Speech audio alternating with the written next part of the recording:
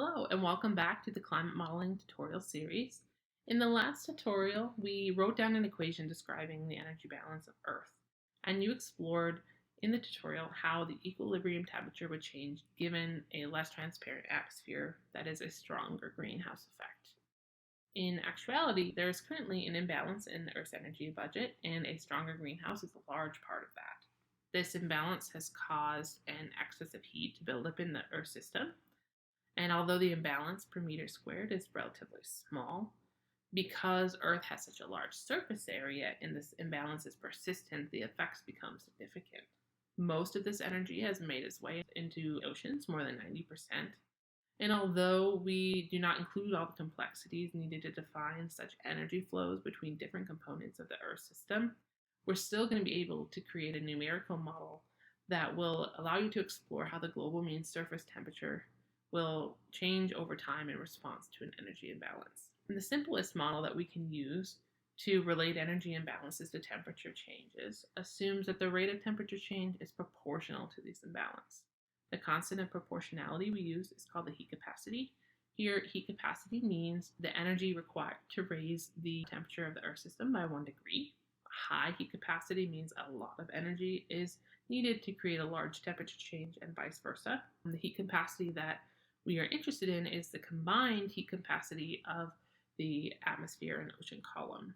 This is because 2/3 of Earth's surface is covered in oceans, and the upper ocean exchanges energy with the atmosphere, the troposphere, on relatively fast time scales. And so with the heat capacity defined, we can write down an equation describing how temperature evolves due to an energy imbalance. The left-hand side of the equation contains the heat capacity, which we just talked about, and then next to that is the rate of change of temperature, which is the unknown we're sort of looking to figure out with our model.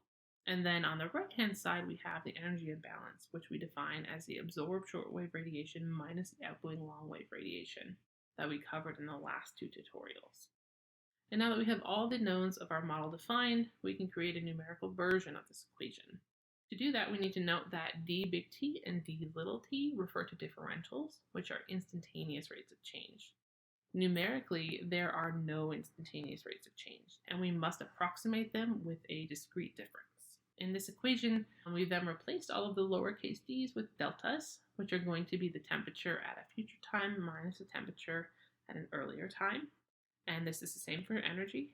We then also use a constant time step, delta t, which is defined in the same manner. And if we solve for t at time n-1, n+1, our future time, given that we know the temperature at time t sub n, we can find new temperature values based on knowledge of a previous temperature value. This means we'll need an initial condition to start our model, but then we'll be able to run it forward and examine the long-term behavior as it reaches its equilibrium. This is going to be the main task of your tutorial.